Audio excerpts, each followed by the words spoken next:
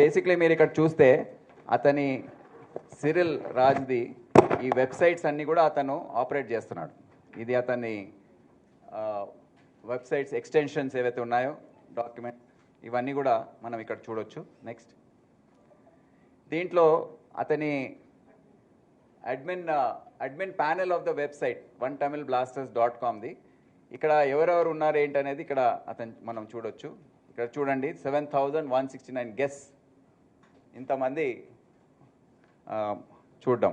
Next, అతన్ని movies ఏవైతే store చేసుకున్నాడో అతని హార్డ్ డిస్క్లో ఆ హార్డ్ డిస్క్లో ఉన్న వివరాలు ఈ విధంగా చూడండి. కుబేరా ఇక్కడ ఉంది, bun butter jam, mister Sitaare Zameen Par, Nikita Roy, ఇటువంటివి DNA, F1 ద మూవీ, ఇటువంటివన్నీ కూడా అతని దగ్గర అన్ని 550 movies in the last 4 years.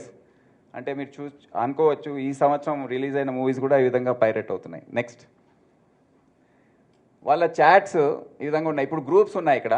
దీంట్లో ఎవరైతే ఏజెంట్స్ ఉన్నారో వీళ్ళు ఉన్నారో వాళ్ళంతా టెలిగ్రామ్ యాప్లో ఈ విధంగా కాన్వర్జేషన్స్, ఇప్పుడు వీళ్ళ కాన్వర్జేషన్ నడుస్తూ ఉంది. ఇక్కడ వాళ్ళ చాట్స్ హిస్టరీ అంతా కూడా ఉంది. అతని ఫోన్లో అతన్ని సిస్టంలో ఇవన్నీ దొరికాయి మాకు.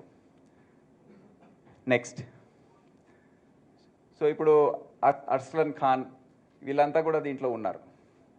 సో చాట్స్, పేమెంట్స్ గురించి ఏ మూవీ ఎక్కడ అప్లోడ్ అయింది, కన్నప్ప చూడండి అనేది చూస్తున్నాను. నెక్స్ట్, దీంట్లో ఒక స్టేజ్లో వీళ్ళ పేమెంట్స్ ఏమేమి వచ్చాయి అనేది వాళ్ళు పేమెంట్స్ గురించి డిస్కషన్ చేసుకుంటున్నారు. జనవరి ఇంత ట్రాన్స్ఫర్ అయింది, అతను లెక్కిస్తున్నాడు అనమాట. ఇతనేమో ప్రొటెస్ట్ చేస్తున్నాడు, నాకు తక్కువ పేమెంట్ చేస్తున్నామని. అయితే అక్కడ ఆన్లైన్ బెట్టింగ్ ఎవరైతే మాస్టర్ ఉన్నాడో బెట్టింగ్ యాప్స్ నడిపించేవాళ్ళు, వాళ్ళు నీకు ఇంత పే చేశామని వాళ్ళు తెలియజేస్తున్నారు. నెక్స్ట్, సో ఇక్కడ డిస్కషన్ నడుస్తూ ఉంది వీళ్ళ మధ్య చూడండి ఈ గ్రూప్లో. దీంట్లో లెట్స్ అగ్రీ $25,000 ఇది.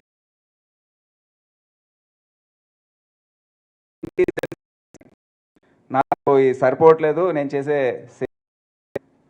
$25,000 అడుగుతున్నాడు, ఇంక్రీజ్ ఇట్ టు 30, వీళ్ళు 25 అంటున్నారు. కానీ నువ్వు సరిగా చేయట్లేదు ఈ మధ్య అని అనమాట. అప్లోడ్ చేసే మూవీ చేసే సబ్స్క్రైబర్స్ తగ్గిపోయారు అంటే వాళ్ళకి అది ఆదాయం. బెట్టింగ్ చేసే వాళ్ళు సబ్స్క్రైబ్ అయ్యి బెట్టింగ్ ఆడితే వాళ్ళకి ఆదాయం, వాళ్ళు అది పెరిగితే వీళ్ళకి పేమెంట్ పెంచుతారు. ఆ లింక్ ఒకటి అర్థం చేసుకోవాలి. Next, I will send you HD of Kuberaa, Sitaare Zameen Par as well. ఈ డిస్కషన్ నడుస్తా. Kannappa, we are working on Kannappa update fast. Next, so ఈ విధంగా డిస్కషన్స్ నడుస్తూ ఉన్నాయి. వీ విల్ వర్క్, ఫైనల్గా చెప్పేస్తాడు, we will work with 30,000 per month only. We'll start working properly from now on if we need the money on time. Next, so Cyril Raj used torrent software for sharing. So ఈ విధంగా ఇది మొత్తం అతను ఏ విధంగా share చేసుకుంటున్నాడు పబ్లిక్తో, అంటే for public viewing అనేది ఇది చూడొచ్చు. నెక్స్ట్, మీరు సింగిల్ మూవీ అప్లోడ్ అయింది అతని హార్డ్ డిస్క్లో ఈ విధంగా ఉంది. This thing is there. ఇది క్లిక్ చేస్తే public can view it. Next, అదేవిధంగా కుబేరా మూవీ కూడా ఈ విధంగా అతని హార్డ్ డిస్క్లో దొరికింది. So these are camcorder recorded.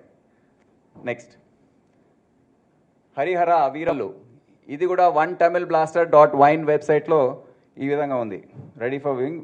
అంటే రిలీజ్ అయిన తర్వాత ఫస్ట్ డే అప్లోడ్ అయిన మూవీ ఇది. ముఖ్యంగా ఇప్పుడు MO2 అనేది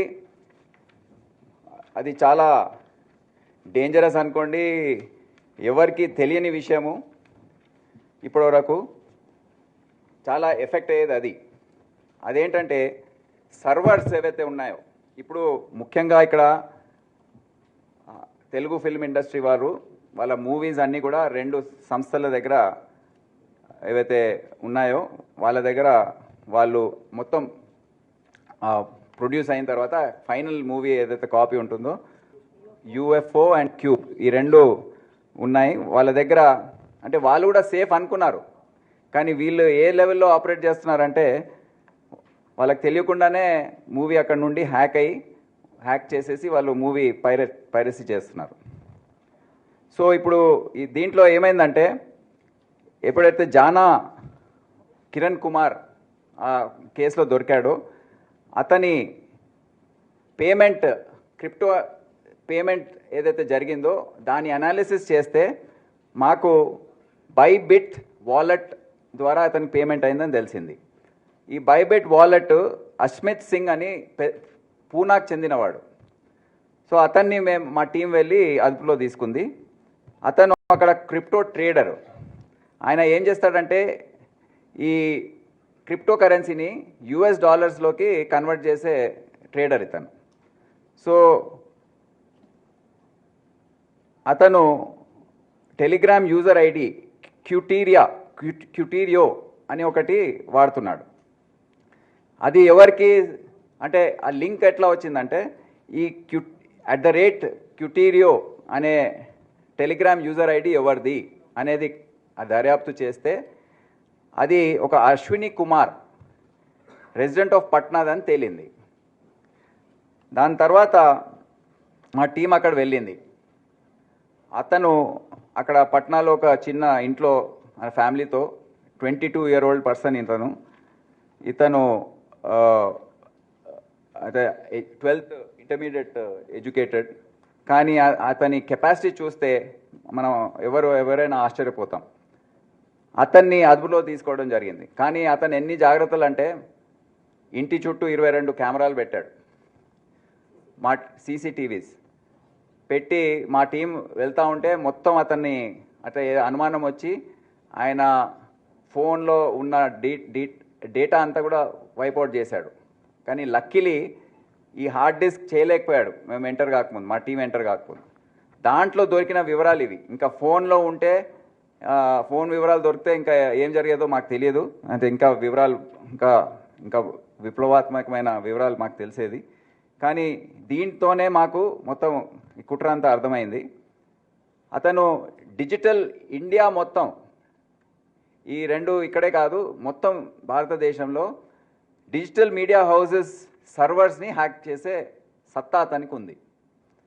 చాలా కాంప్లికేటెడ్ ప్రాసెస్, కానీ అతను దాంట్లో నైపుణ్యం అనేది తెచ్చుకున్నాడు. అది హెచ్డి మూవీస్ హ్యాక్ చేసి డౌన్లోడ్ ట్రాన్స్ఫర్ చేసుకున్న తర్వాత అతనికి డెడికేటెడ్ టెలిగ్రామ్ ఛానల్ ద్వారా అది పంపించడము $800 పర్ మూవీ బిట్కాయిన్లో అతనికి పేమెంట్ జరిగేది. ఇప్పటి వరకు 120 హెచ్డి మూవీస్ని అతను డైరెక్ట్గా సర్వర్స్ నుండి హ్యాక్ చేసి ఒక $1,00,000 వరకు సంపాదించాడు. అతని దగ్గర సీజ్ చేసిన మెటీరియల్ అంతా మీరు చూస్తున్నారు, హార్డ్ డిస్క్లు ఇవన్నీ కూడా. అతను ఇంకో ఆశ్చర్యం కలిగించే విషయం ఏంటంటే ఈ డౌన్లోడ్ చేయడానికి హై బ్యాండ్విడ్త్ కావాలి, ఇంటర్నెట్ స్పీడ్ కావాలి. 200 Mbps స్పీడ్ కనెక్షన్ అక్కడ పెట్టుకున్నాడు ఇంట్లో. So Python and Java scripts వాడుతూ coding of software Python has been used by the accuse for injecting into the server. ఈ రెండు Java and Python scripts inject చేసి సర్వర్లోకి ఖాళీ లైనక్స్ అని, బ్యాక్ ట్రాక్ 5 అని, ఏపీకే ఫైల్స్ ఇవన్నీ కూడా అతను ఈ మెటీరియల్స్ టూల్స్ వాడుతూ ఈ విధంగా సర్వర్స్లోకి ఎంటర్ అయిపోతున్నాడు. మూవీసే కాదు, అన్ని గవర్నమెంట్ వెబ్సైట్స్ కూడా ఇతను హ్యాక్ చేశాడు.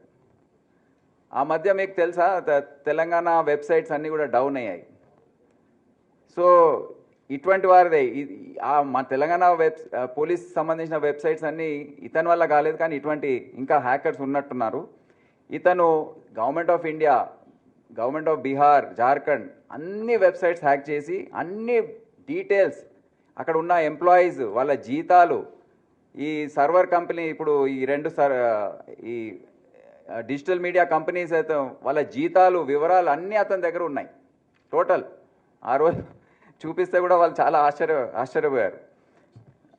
ఎలక్షన్ కమిషన్ వెబ్సైట్ కూడా అతను హ్యాక్ చేసి డీటెయిల్స్ అనేది అంటే ఇష్టం ఏది అవసరం ఉంటే అది హ్యాక్ చేసేస్తున్నాడు. So private sector and commercial data, movie distributors data, e commerce platforms data, insurance service providers, Airtel, Jio, Vodafone ఇవన్నీ కూడా అతను హ్యాక్ చేసే సత్తా తనకు ఉంది. ఇప్పుడు మాకు దొరికింది తని హార్డ్ డిస్క్లో ఫస్ట్ ఈ కేసు తమిళ్ బ్లాస్టర్స్ వెబ్సైట్లో ఈ HIT3 ద థర్డ్ కేస్ ఏదైతే ఉందో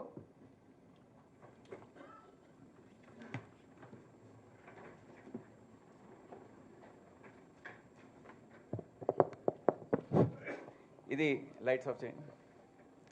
సో ఇది దీంట్లో తేడా ఏంటంటే క్యామ్ కార్డర్ ద్వారా జరిగే పైరసీ కంపల్సరీగా అది రిలీజ్ అయిన తర్వాతనే చేసే అవకాశం ఉంది.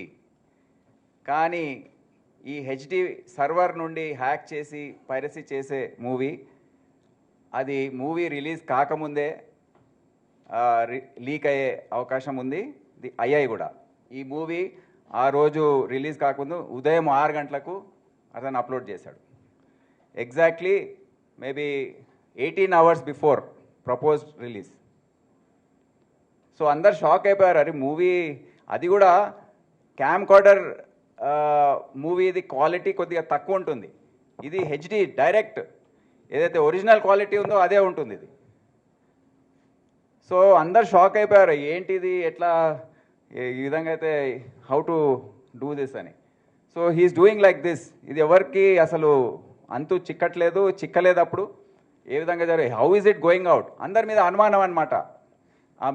ఏవైతే ఆ కంపెనీస్ ఉన్నాయో వారు ఎంప్లాయీస్ మీద అనుమానం వ్యక్తం చేస్తున్నారు. ఎవరో లీక్ చేస్తున్నారు, మా ఎంప్లాయీ లీక్ చేస్తున్నాడు, లేకపోతే ఆ కంపెనీలో ఉన్న వ్యక్తులు ఎవరన్నా ఇంటి దొంగ పైన అనుమానం.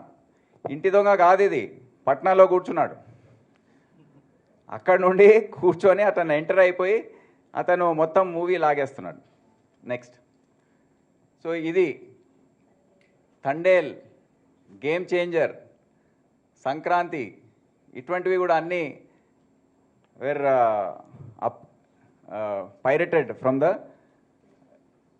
HD movies. అన్ని హెచ్డి కాపీస్ అవన్నీ were pirated directly from the servers of the company. Next, ఇప్పుడు ముఖ్యంగా మొత్తం గేమ్ నడిపించేది ఎవరు? వీళ్ళు గేమింగ్ బెట్టింగ్ యాప్స్. వీళ్ళు most probably they are sitting abroad. ఎక్కడున్నారో చైనా, నెదర్లాండ్స్, దుబాయ్, ఎక్కడున్నారో అది ఇంపాసిబుల్ కనుక్కోవడం. వాళ్ళు ఈ విధంగా అడ్వర్టైజ్మెంట్స్ ఇస్తుంటారు. ఫోరాబెట్, క్యాసినో వెల్కమ్ బోనస్, ఈ విధంగా అడ్వర్టైజ్మెంట్స్. అంటే ఏమవుతుందంటే మూవీ ప్లే చేసినప్పుడు ఈ అడ్వర్టైజ్మెంట్స్ వస్తుంటాయి.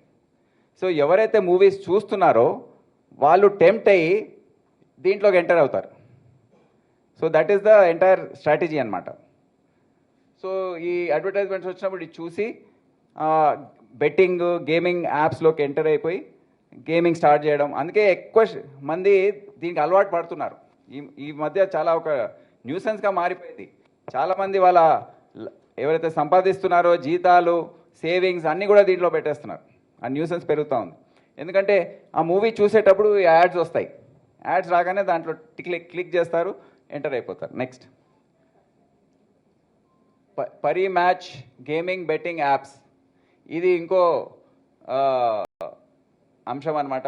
ఇది ఈ విధంగా అడ్వర్టైజ్మెంట్స్ దీంట్లో సెలబ్రిటీస్ని పెట్టి అడ్వర్టైజ్ చేయించడం. దీంట్లో ఒక విషయం చెప్పాలి, కొంతమంది మన మూవీ స్టార్స్ కూడా వాళ్ళకి తెలియక ఈ బెట్టింగ్ యాప్స్ వాళ్ళే ప్రమోట్ చేసుకున్నారు. వాళ్ళకి చెప్పిన తర్వాత ఈ విధంగా ఉందంటే చాలా షాక్ అయ్యి, అయ్యో మా సొంత గొయ్యి మేమే దవ్వుకుంటున్న టైప్లో ఫీల్ అయ్యారు. సో అంటే ఇప్పుడు సునీల్ నారాయణ్, క్రికెటర్స్, వీళ్ళందరినీ ఇదే కాదు, వాళ్ళు ఒకసారి ఒక వ్యక్తి బెట్టింగ్ చేయడానికి ఎంటర్ అవుతే అతని పర్సనల్ వివరాలన్నీ కూడా తెలుసుకొని వేరే సైబర్ క్రైమ్స్ ఏవైతే ఉన్నాయో, లోన్, డిజిటల్ అరెస్ట్లు, లేకపోతే ఇన్వెస్ట్మెంట్ ఫ్రాడ్స్, సెక్షువల్ ఫ్రాడ్స్, ఇవన్నీ కూడా వాళ్ళు పాల్పడుతున్నారు. It's a big operation. ఒకసారి ఆ వివరాలు వచ్చేస్తే వాళ్ళు ఏదైనా చేసే ఆస్కారం ఉంటుంది. నెక్స్ట్, సో మొత్తం ఈ కేసు దర్యాప్తు మీరు ఓవరాల్గా చూస్తే 2 రకాలుగా క్యామ్ కార్డర్ వీడియో ఒక టైపు, హెచ్డి వీడియో ఒకవైపు, తమిళ్, ఇదంతా నేను ఆల్రెడీ ఎక్స్ప్లెయిన్ చేశాను. ఈ విధంగా వాళ్ళందరినీ అరెస్ట్ చేసి పట్టుకురావడం జరిగింది. హెచ్డి వీడియో పైరసీ అక్కడ చూస్తే ఈ అశ్విని కుమార్ బీహార్ అతనిది అంతా కూడా మనము ఆల్రెడీ ఎక్స్ప్లెయిన్ చేసుకున్నాం.